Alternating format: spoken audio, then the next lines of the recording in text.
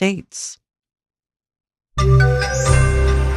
Target misses the target.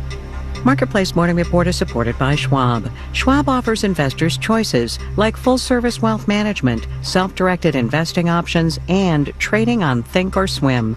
More at schwab.com.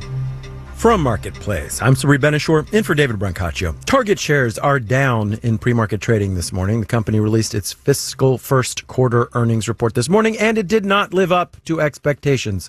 Marketplace's Nancy Marshall-Genzer joins us now live with the details. Morning, Nancy. Morning, Sabri.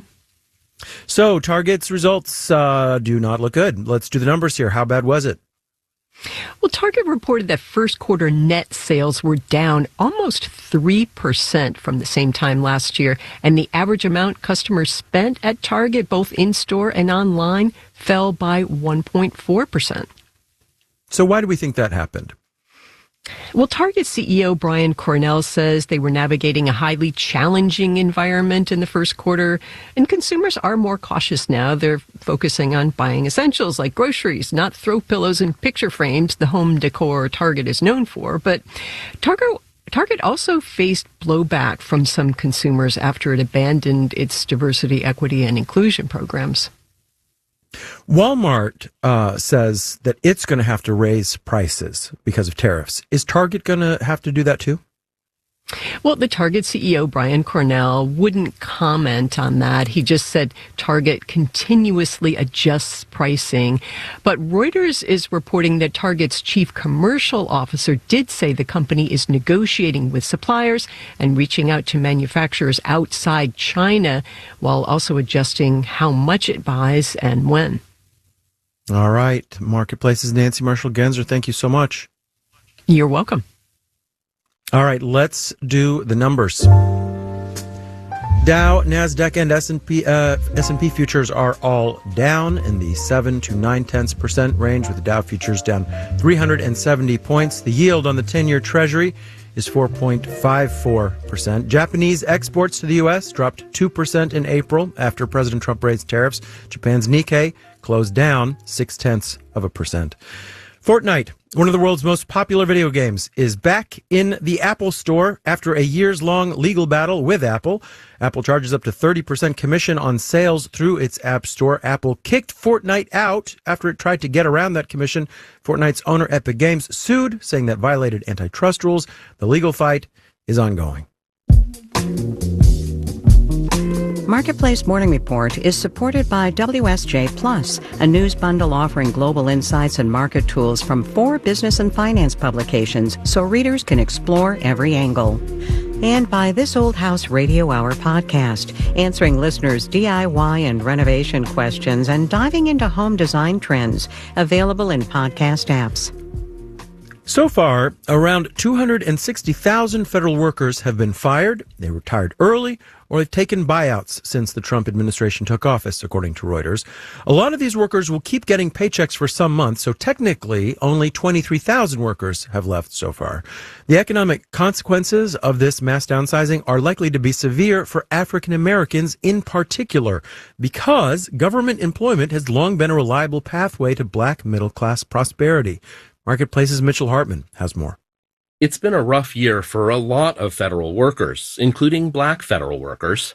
March 11th is when I received email saying that my position as a civil rights attorney was being abolished, along with every position in Dallas.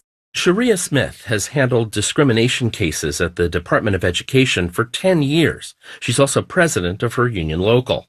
A lot of Black people have looked at the federal government for the stability, though it doesn't pay as well as the private sector. She's been making $137,000 a year, $100,000 less than a first-year associate at a top private law firm. You will not become wealthy. You will experience protections and your benefits, and that allows you to plan for things like a mortgage payment. Many of us are helping to support family members who earn even less. All that has attracted Black Americans to government work, says Drew DeSilver at the Pew Research Center.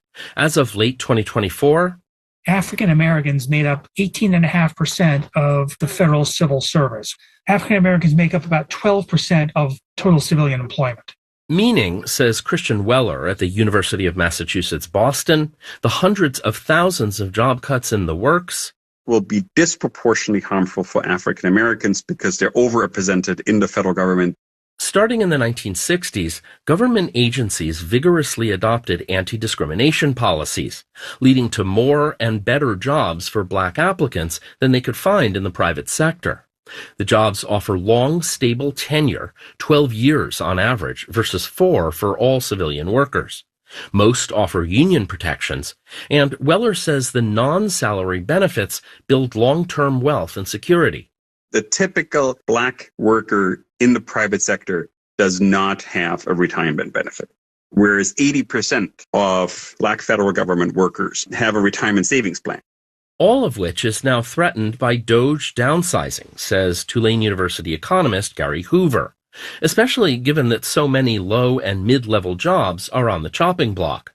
African Americans are underrepresented in senior levels of federal employment.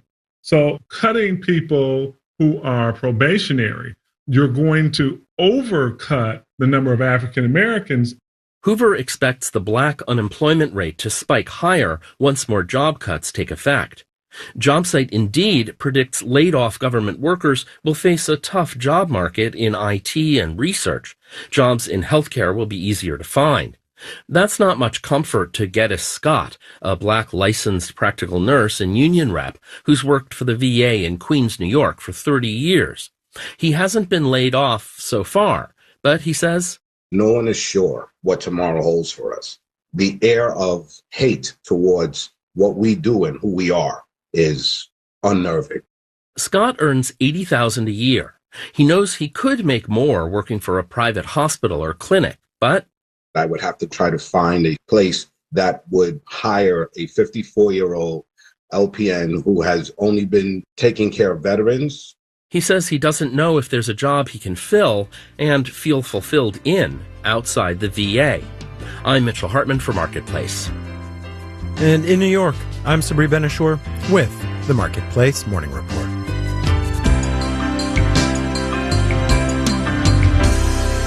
From APM, American Public Media.